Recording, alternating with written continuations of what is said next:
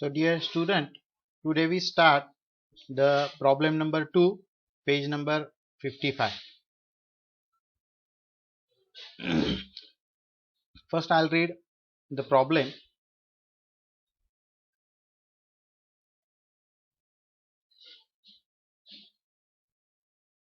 From the following trial balance of Messrs. Mitesh and Mangesh, you are required to prepare trading and profit and loss account for the year ended 31st March 2019 and balance sheet as on that date. The trial balance as on 31st March 2019. First, we mark the adjustment for the problem. As per adjustment given, there are adjustment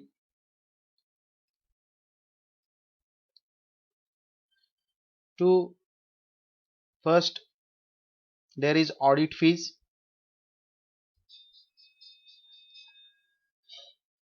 then outstanding carriage, here adjustment for carriage,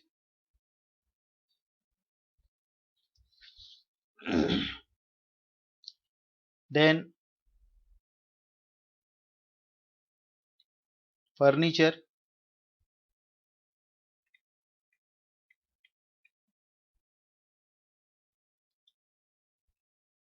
then building. आपण काय करतोय, ज्या अकाउंटला adjustment आहेत त्या mark करून घेतोय, कारण की तुम्हाला माहिती आहे आपण 11वी मध्ये सुद्धा बघितलंय, ज्या अकाउंटला ऍडजस्टमेंट असणार आहे त्या आपल्याला त्याच्या इनर कॉलमला लिहून खाली आपल्याला जेवढ्या ऍडजस्टमेंट दिलेल्या आहेत, समजा एक ऍडजस्टमेंट असेल तर खाली एक ओळ जागा सोडायची आहे, दोन ऍडजस्टमेंट असतील तर 3 ओळी जागा सोडायची. ठीक आहे. त्यानंतर इथे आपल्याला दिलेलं आहे ऍडजस्टमेंट बऱ्याच आहेत, परंतु आपल्याला ज्या करायच्या आहेत, ज्या अकाउंटला करायच्या आहेत तिथे आपण मार्किंग करून घेतोय. ठीक आहे. कारण की जर का कॅपिटलशी संबंधित असतील ऍडजस्टमेंट तर आपल्याला मगाशी आपण बघितल्याप्रमाणे या प्रॉब्लेम मध्ये कॅपिटल अकाउंट सुद्धा दिलेला आहे आणि करंट अकाउंट सुद्धा दिलेला आहे, आणि त्यामुळे हा प्रॉब्लेम फिक्स कॅपिटल मेथडचा आहे आणि कॅपिटल अकाउंटशी संबंधित सर्व ऍडजस्टमेंट आपल्याला कुठे करायचे आहेत, करंट अकाउंट मध्ये करायचे आहेत. त्यामुळे सन्ड्री डेटर्सला इथे 2 ऍडजस्टमेंट आहेत, त्यामुळे आपण सन्ड्री डेटर्सला इथे 2 मार्क करणार आहोत. ठीक आहे. त्यानंतर बघूया आपण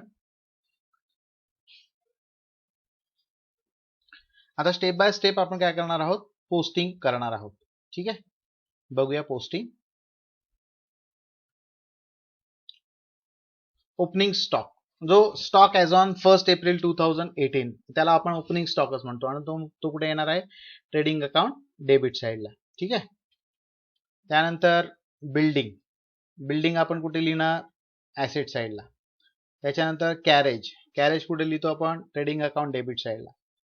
फॅक्टरी इन्शुरन्स जर का असेल तर तो आपल्याला ट्रेडिंग अकाउंट डेबिट साईडला लिहावा लागतो. ऑफिस इन्शुरन्स असेल तर तो प्रॉफिट अँड लॉस अकाउंटचा आयटम आहे. पोस्टेज जो आहे तो profit and loss account debit साईडला. त्याच्यानंतर बिल्स रिसिवेबल आहे ऍसेट साईडला. त्याच्यानंतर सन्ड्री डेटर्स आहेत, सन्ड्री डेटर्स सुद्धा आपल्याला कुठे लिहायचे आहेत, ऍसेट मध्ये लिहायचे आहेत. आता रिटर्न इनवर्ड आपण काय करतो सांगा, लेस फ्रॉम सेल्स. आणि सेल्स कुठे असतात सांगा मला, सेल्स असतात ट्रेडिंग अकाउंट क्रेडिट साईडला, लेस फ्रॉम.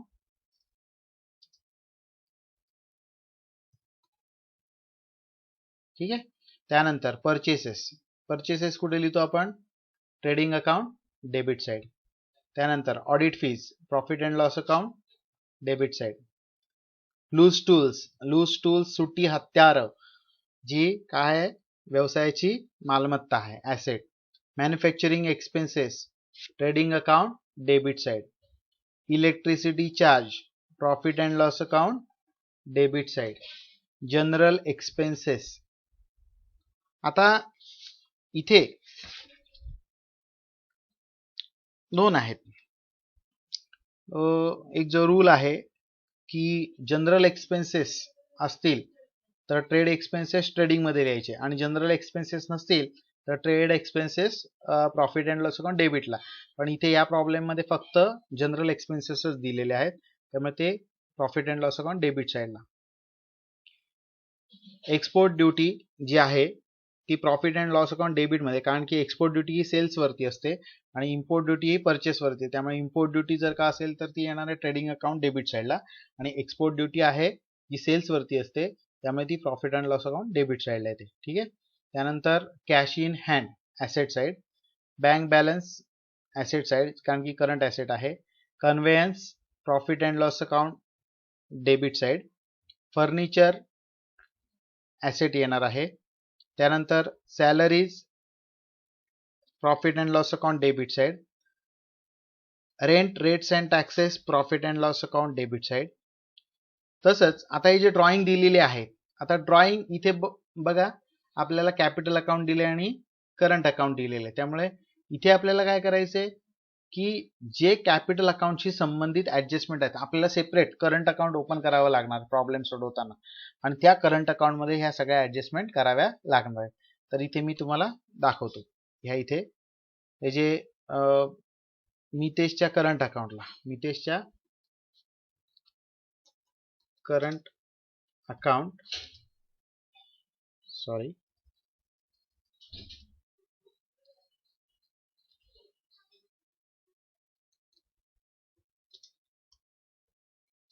अकाउंट डेबिट साईडला, तसंच मितेशच्या, तसंच इथे सुद्धा मंगेशच्या सुद्धा कुठे करंट अकाउंट, हे ट्रायल बॅलन्स मधलेच अमाऊंट असल्यामुळे याचा सिंगल इफेक्ट येतो, याचा डबल इफेक्ट कुठेही द्यायचा नाही. त्यानंतर आपण बघणार आहोत trading account credit side, sundry creditors liability, sales मी मगाशी सांगितल्याप्रमाणे ट्रेडिंग अकाउंट क्रेडिट साइड.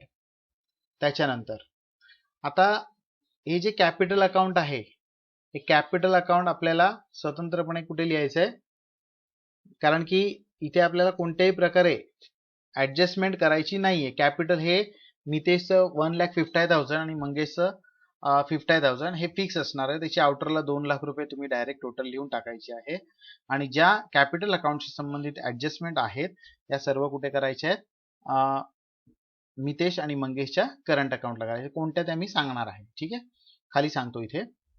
त्यानंतर आउटस्टँडिंग सॅलरीज आपल्याला दिलेली आहे बघा, ही गिवन आहे. ट्रायल बॅलन्स मध्ये जर का दिलेली असेल तर त्याचा एकच इफेक्ट येणार आणि ती डायरेक्टली कुठे लिहून टाकायची, नाहीतर तुम्ही त्याचे डबल इफेक्ट करत बसाल. ट्रायल बॅलन्स मध्ये जी आउटस्टँडिंग दिलेली आहे, ट्रायल बॅलन्स मधल्या अमाऊंटचा सिंगल इफेक्ट होतो, फक्त ऍडजस्टेड अमाऊंटचे 2 इफेक्ट होतात. ठीक आहे. त्यानंतर बिल्स पेएबल लायबिलिटी साइड आणि रिटर्न आउटवर्ड, इथे आउटवर्ड वर्डचं स्पेलिंग चुकले, WARD पाहिजे, ते आपण नंतर मग कॉलेज सुरू झाल्यानंतर दुरुस्त करून घेऊया. ठीक आहे. त्यानंतर हे लेस फ्रॉम काय करावे लागणार आहेत आपल्याला, less from purchase, less from purchase, आणि परचेस कुठे असतो सांगा मला, ट्रेडिंग अकाउंट डेबिट साइडला. ठीक आहे. त्यामुळे आता here current account, separate current account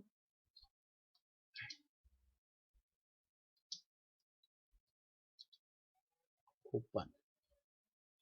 ठीक आहे. स्वतंत्र आपल्याला करंट अकाउंट ओपन करायचं आहे, आणि त्या करंट अकाउंट मध्ये पुढील ऍडजस्टमेंटचा समावेश होणार आहे, ज्याच्यामध्ये बघा इथे दिलेलं आहे आपल्याला ऍडजस्टमेंट नंबर 2, जी काय आहे, commission to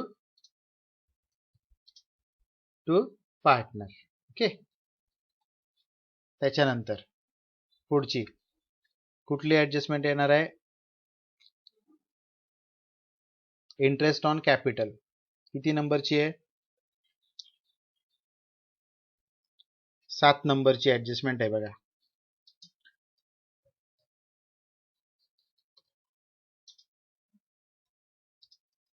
interest on capital कुठे करायचे आहेत, ह्या सगळ्या करंट अकाउंट मध्ये करायचे आहेत.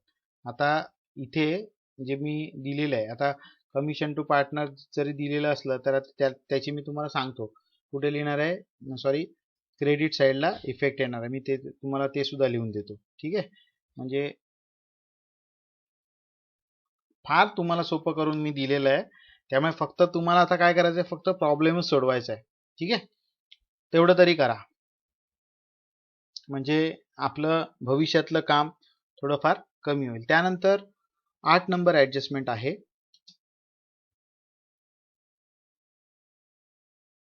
ड्रॉइंग गुड्स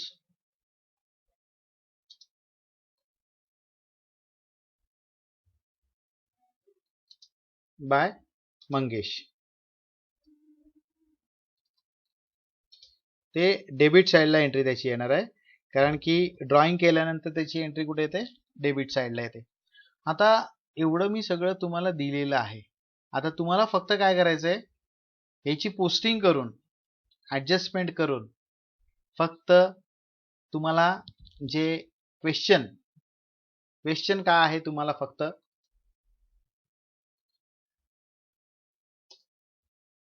एक ग्रॉस प्रॉफिट काढणे किंवा ग्रॉस प्रॉफिट, आता इथे ग्रॉस प्रॉफिट वरती कमिशन आहे, म्हणजे इथे ग्रॉस प्रॉफिटच असणार आहे. ठीक आहे, त्यानंतर whatever there is net profit और नेट लॉस काय असेल ते. ठीक आहे, आणि आपल्याकडे इथे आयडल आन्सर दिलेले असतात, फक्त आपल्याला प्रिपरेशन करायचं असतं. त्यानंतर third one, there is a balance sheet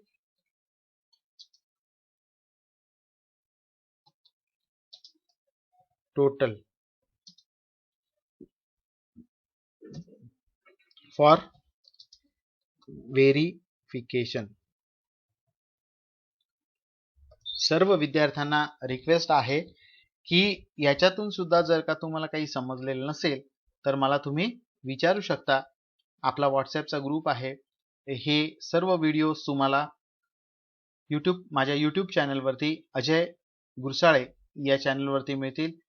सर्वांनी जास्तीत जास्त लाईक करा, सबस्क्राईब करा आणि आपल्या जवळच्या मित्रांना शेअर करा. तसंच समोरची बेल आयकॉन प्रेस करायला विसरू नका. Thank you dear student. Good morning dear student. Let me see the problem number 2 on page number 55. First we see the adjustment and their effect and working note for the same. Adjustment number 1, Mitesh and Mangesh are sharing profit and losses in the ratio 3:1. The profit sharing ratio of the partners is given, that is 3:1. Here we see the 3:1 means there are total 4 share, and out of that 3 share of Mitesh and 1 share of Mangesh out of that 4, that is 3/4 and 1/4 is equal to 4/4. Means what? It is total 100% out of 100% share. The next adjustment, partners are entitled to get commission at the rate 1% each on gross profit. Working note for the same.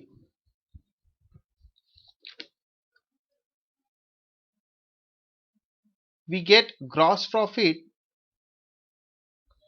from the trading account rupees 99,000. Rupees 99,000. And here is asked, partners are entitled to get commission at the rate 1% each. Means Mitesh is also get 1% and Mangesh is also liable to get 1% out of that gross profit.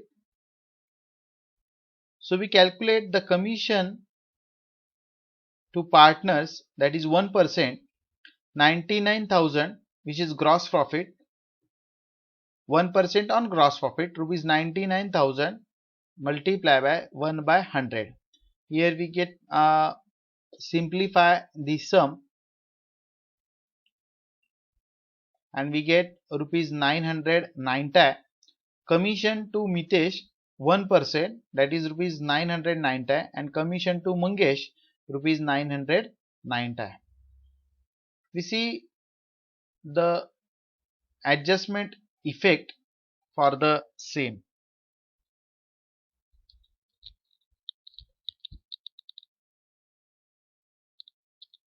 The first effect in profit and loss account debit side to commission to partners. Here in this problem, the partner's capital account is also given and partner's current account is also given. As per our principle, if there is current account is given or maintained in the partnership firm, it is fixed capital method is applied and all necessary adjustment regarding partner's capital account are made to the partner's current account. Here we see all necessary adjustment, that is what in this problem there are three adjustments are related with the partner's capital account, that is commission to partner, interest on capital to partner, and drawing of partner. We see step by step. Here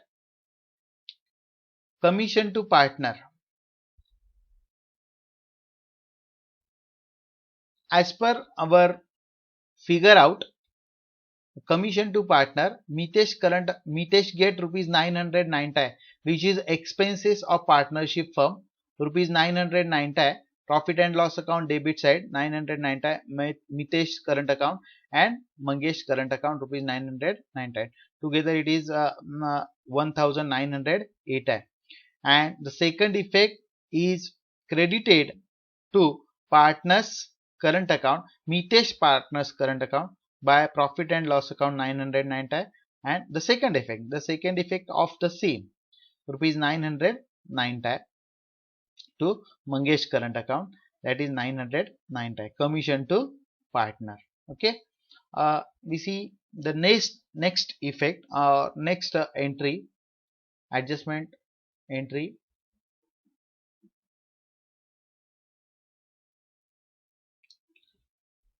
The closing stock is valued at rupees 23,700. Adjustment effect for the same. Trading account credit side rupees 23,700 and in balance sheet asset side 23,700. Next adjustment. Adjustment number 4. Outstanding expenses. Here outstanding audit fees and outstanding carriage are given for the adjustment. We know that audit fees is the item of profit and loss account.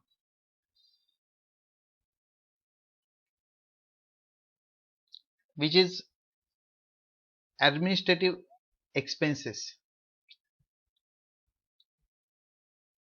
And the carriage is falls in trading account, and hence we made the necessary adjustments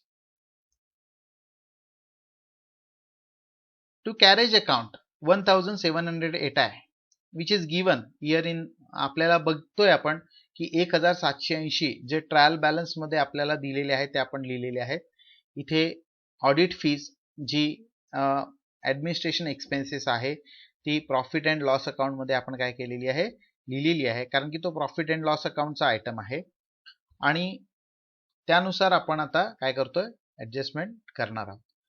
audit fees जो trial balance मध्ये दिले 1800, त्याच्या खाली तुम्हाला माहिती आहे की adjustment असतील तर त्याला मार्क करून आपण काय करतो, एक ओळ सोडतो, कारण की आपल्याला तिथे खाली ॲडजस्टमेंट करायची असते.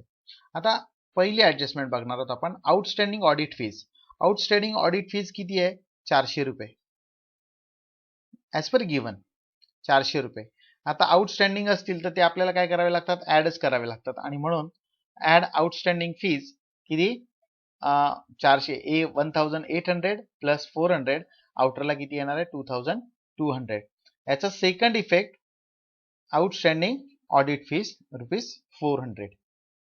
त्यानंतर आउटस्टँडिंग कॅरेज. आता आउटस्टँडिंग कॅरेज किती दिले आहेत आपल्याला 600 दिलेले आहेत. आता हे आपल्याला कॅरेज मध्ये काय करावे लागणार, ऍड करावे लागणार.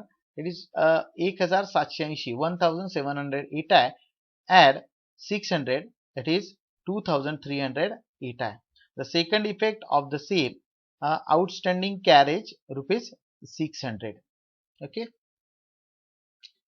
Thereafter we see the next adjustment. Building is valued at ₹46,500. The book value of building is given, that is ₹48,500, and the revalue price is here given, that is 46,500. We have to find out depreciation amount, and here is the depreciation ₹2,000.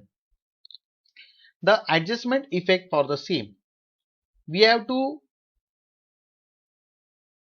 mention the building which is given in trial balance. बिल्डिंगची रक्कम आपल्याला दिलेली आहे बघा trial balance मध्ये 48,500. त्याच्यातून हे जे काढलेले डेप्रिसिएशन आहे ते काय करावं लागणार आहे, आपल्याला वजा करावं लागणार. काय करावं लागणार, मायनस करावं लागणार आहे.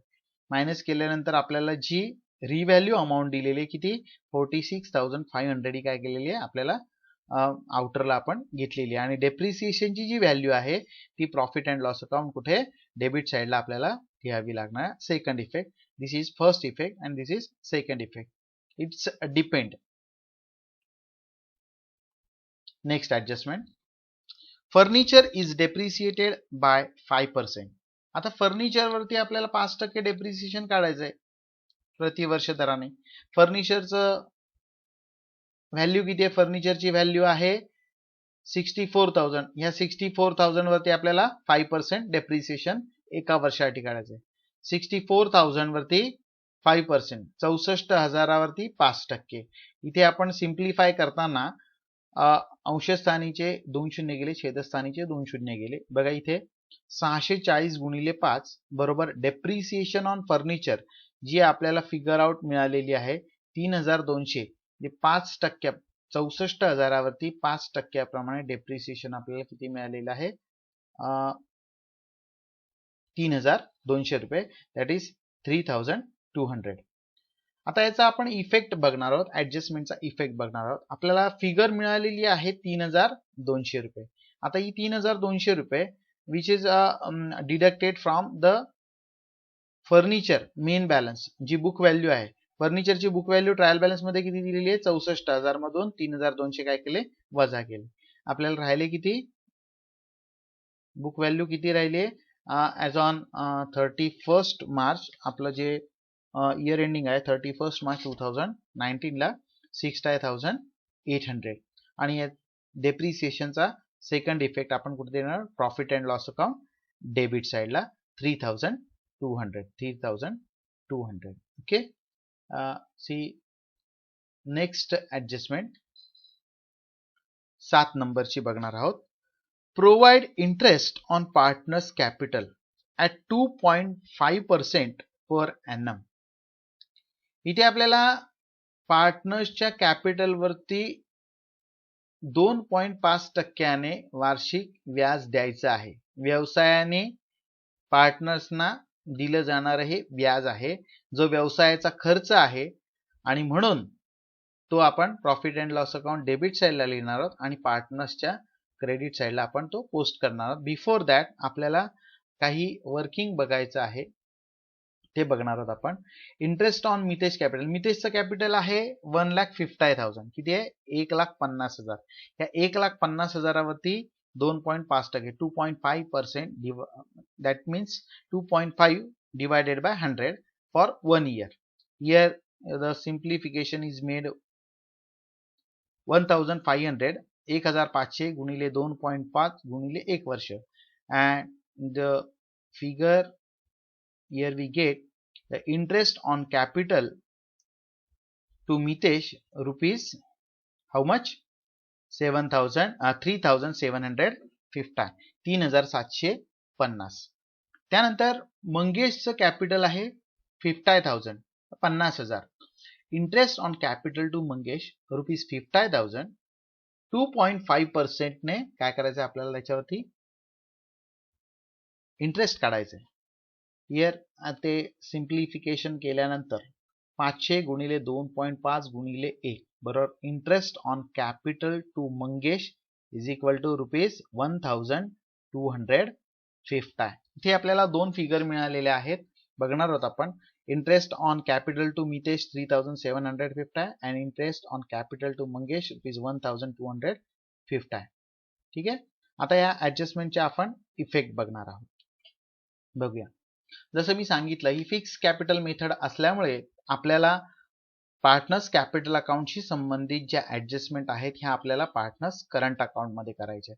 त्यामुळे इंटरेस्ट ऑन कॅपिटल हे व्यवसायाचा खर्च असल्यामुळे profit and loss account debit साइडला to interest on capital Mitesh current account 3750, Mangesh current account 1250. याची बेरीज केली तर आपल्याला किती मिळालेली आहे 5000. आणि आता हे 3750 आणि 1250 पार्टनर्सच्या करंट अकाउंटला कॅपिटल क्रेडिट साइडला बाय P&L अकाउंट कंसात इथे आपल्याला लिहावं लागतं interest on capital to partner rupees 3750 here. हे बघा, याचा जो दुसरा इफेक्ट आहे पार्टनर्स करंट अकाउंटच्या क्रेडिटला, आणि मंगेश करंट अकाउंट जे इंटरेस्ट आहे 1250 ते पार्टनर्स करंट अकाउंटच्या मंगेशच्या क्रेडिटला 1250 आहे. त्यानंतर आपण पुढची ऍडजस्टमेंट बघणार आहोत. Goods of rupees 900 were taken by Mangesh for his personal use. आता इथे एकाच पार्टनरने काय केलेलं आहे, ड्रॉइंग केलेलं आहे, पण तरी सुद्धा या ड्रॉइंगची जी ऍडजस्टमेंट आहे ती आपल्याला पार्टनर्सच्या करंट अकाउंटलाच करावी लागणार आहे, कारण की इथे आपल्याला फिक्स कॅपिटल मेथड आहे अँड ऑल नेसेसरी. आपल्याला जसं सांगितलेलं आहे की फिक्स कॅपिटल असताना कॅपिटल अकाउंटला हात लावायचा नाही. ज्या कॅपिटलशी संबंधित पार्टनर्सच्या ज्या ऍडजस्टमेंट आहेत, पार्टनर्स कॅपिटल संबंधित ज्या ऍडजस्टमेंट आहेत त्या आपल्याला कुठे करायच्या आहेत, पार्टनर्स करंट अकाउंट मध्ये. अँड हेन्स त्याचा जो आपण इफेक्ट बघणार आहोत, goods withdrawn bye partner Mangesh current account rupees 900 आणि त्यात जी ट्रेडिंग अकाउंटच्या क्रेडिट साइडला, आणि त्याचा दुसरा इफेक्ट गुड्स असल्यामुळे ट्रेडिंग अकाउंटला येतं. ठीक आहे. त्यानंतर त्याचा सेकंड इफेक्ट पार्टनर्स करंट अकाउंटच्या. आता गुड्स विथड्रॉन ड्रॉइंग अकाउंटची एंट्री आपण डेबिटला करतो, बरोबर आहे ना. पार्टनर्स करंट अकाउंट असेल किंवा पार्टनर्स कॅपिटल अकाउंट असेल, इथे काय केलेलं आहे त्याने विथड्रॉ केलेले आहेत. मितेशच्या अकाउंटला काही येणार नाहीये. ड्रॉइंग कोणाचं आहे, मंगेशचं आहे, त्यामुळे मंगेशच्या करंट अकाउंटला टू डेबिट साइडला to drawing account goods rupees 900 entry होणार आहे. ठीक आहे. त्यानंतर आपण पुढची ऍडजस्टमेंट बघणार आहोत. 9 नंबर शेवटची. Write off bad debts rupees 1000 and maintain RDD at 3% on sundry debtors. बघा, इथे आपल्याला सन्ड्री डेटर्सशी संबंधित ही ऍडजस्टमेंट आहे. आता इथे आपल्याला जो दिलेला क्रम आहे इथे लावायची गरज नाहीये, कारण की क्रम दिलेला आहे तो बरोबर आहे. कारण की सर्वात पहिले आपल्याला न्यू बॅड डेट्स वजा करावे लागतात आणि नंतर मग काय करावे लागते, त्याच्यावरती मिळालेल्या रकमेवरती RDD काढावी लागते. बघूया आपण.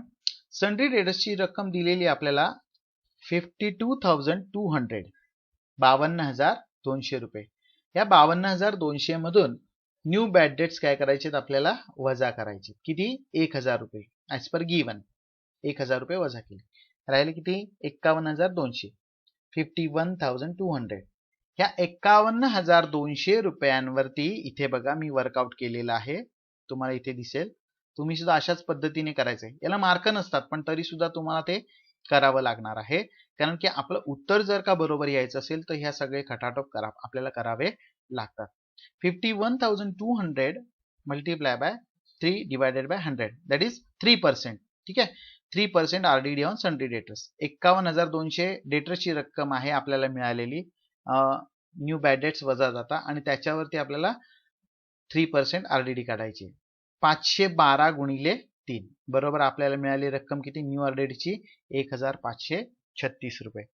या 51,200 मधून आपल्याला काय करायचे 1,536 वजा करायचे. ते आपण ऍडजस्टमेंट इफेक्ट मध्ये बघणार आहोत. आणि नेट सन्ड्री डेटर्स जी आलेली आहे रक्कम ती किती आलेली आहे 49,664. आपण ऍडजस्टमेंट इफेक्ट मध्ये बघूया. शेवटची ऍडजस्टमेंट आहे 9 number. Write off bad debts ₹1,000 and maintain RDD at 3% on sundry debtors. पहिली ऍडजस्टमेंट, इथे सन्ड्री डेटर्सची फिगर आपल्याला दिलेली आहे किती आहे 52,200. इथे आपल्याला काही लिहायचं नाहीये. ठीक आहे, कारण की 52,200 मधून 1,000 वजा गेल्यानंतर म्हणजे न्यू बॅड डेट्स वजा केल्यानंतर किती येतात 51,200. आणि या 51,200 मधून पुन्हा जी आपण फिगर आउट केलेली आहे, जे 3% आपण न्यू RDD काढलेली 1,536 रुपये, ती वजा केल्यानंतर आउटरला जी नेट सन्ड्री डेटर्सची रक्कम येते ती किती आहे बघा 49,664 दॅट इज 49,664. आता ह्या न्यू बॅड डेट्स आणि न्यू RDD चा सेकंड इफेक्ट कुठे येणार आहे profit and loss account. Profit and loss account debit साइडला. कुठे profit and loss account debit साइडला 2. आता इथे आपल्याला प्रॉब्लेम मध्ये ओल्ड बॅड डेट्स किंवा ओल्ड RDD ची रक्कम कोणत्याही प्रकारे दिलेली नाहीये. No problem. पण आपल्याला आपल्या प्रिन्सिपल नुसार आपल्याला काय करायचंय, जर का bad debts old bad debts दिलेली नाहीये, नील रक्कम, ती लिहिली तरी चालेल किंवा तुम्ही नाही लिहिली तरी चालेल. आणि त्यानंतर मग profit and loss account debit साइडला to new bad debts ₹1,000 and to new RDD ₹1,536. दोघांची बेरीज आउटर कॉलम मध्ये लिहायची 2,536. इथे दुसरं काही वर्कआउट नाहीये, कारण की आपल्याला new bad debt old bad डेटची रक्कम ट्रायल बॅलन्स मधली किंवा ओल्ड RDD ची रक्कम ट्रायल बॅलन्स मधली दिलेली नाहीये. त्यामुळे इथे आपले ऍडजस्टमेंट इफेक्ट जे आहे ते ह्या प्रॉब्लेम मध्ये जरी 9 ऍडजस्टमेंट दिलेल्या असल्या तरी हा आपला प्रॅक्टिस प्रॉब्लेम आहे आणि म्हणून इथे 9 ऍडजस्टमेंट दिलेल्या आहेत. परीक्षेला आपल्याला 9 ऍडजस्टमेंट विचारत नाहीत, त्यामुळे घाबरून जाण्याचं काही कारण नाही. हे आपल्याला प्रॅक्टिस साठी दिलेले टेक्स्टबुक मधले प्रॉब्लेम आहेत. ठीक आहे, थँक्यू.